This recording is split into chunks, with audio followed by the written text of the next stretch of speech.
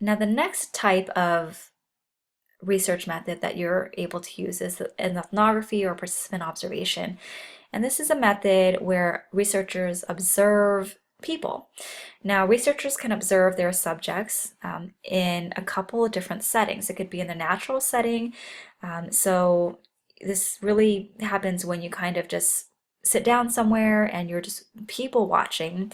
And of course, those who you're observing don't know that you're observing them and they've not consented to you observing them. So of course, you should be as, um, you know, kind of as naturalistic as possible, as inconspicuous as possible while you are taking notes.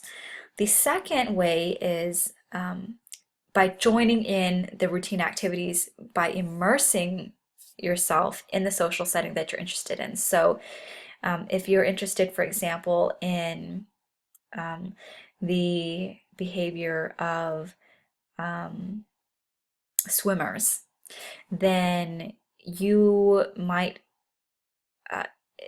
go about observing swimmers by getting in the pool, or going to the beach, or what have you, but actually kind of being in the setting rather than simply observing from afar. You can even talk to other swimmers or other beach goers without letting them know exactly what you're doing, but it's different than completely being removed from the social setting. Regardless of the way in which you observe your subjects, you have to take detailed notes, and the observation is then analyzed by coding categories of behavior. So again, you want to go in by making a plan as to what you're looking for and make sure you take note of when that actually occurs. Okay, so the next and final research method is the use of existing sources. Now, I just want to note that the only quantitative research method that we have discussed so far is the survey research via questionnaire. Interviews, ethnography, and the use of existing sources, for the most part, are under qualitative research, which is again more descriptive, more exploratory than it is using statistics or using numbers to analyze information. So the use of existing sources is also known as secondary analysis. It's a method in which a researcher uses data collected by others. Now, there are different reasons why researchers use existing sources or secondary analysis. And the most important one is that secondary data analysis saves the researcher time that would otherwise be spent collecting original data. So in the case of quantitative data, secondary analysis provides large, high-quality databases that would be just not possible for any individual researchers to collect on his or her own. So examples of that would include the US Census, organizational records, or one that is commonly used now is the Pew Research Center.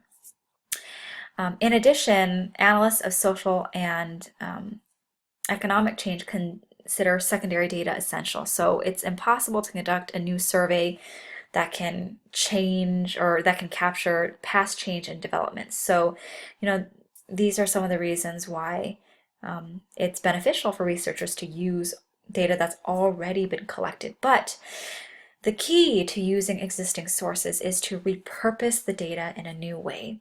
So you're not simply, how should I say this? You're not simply repeating or summarizing the original data.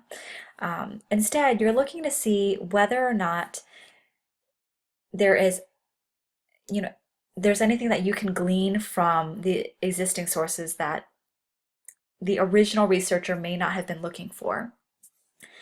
So, an example of this is, the Pew Research Center has been conducting a lot of surveys on social media use, or just media use and technology use in general.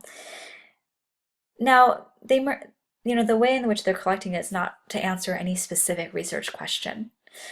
But you can utilize the data that they've already collected and draw conclusions from the data they've collected already to answer your research question. Okay, especially if you're, curious about, that particular topic. Now, in order to use existing sources correctly, you need to be really specific about where you're getting the information and how you are taking it in a new direction. So again, the use of existing sources is commonly confused with a literature review. Now, a literature review is what you accomplish in week 2, where you read somebody else's study and you just summarized what happened in that study. This is not the use of existing sources. Again, you are trying to repurpose the data in a new way. So you are trying to take something old and kind of put a spin on it and make it geared towards answering your specific research question. So that is key. You are not, again, you're not repeating their findings, to answer their specific research question. You are looking at it with a new set of eyes and wondering, okay, they might not have been interested in, whether social media use is detrimental for young people today.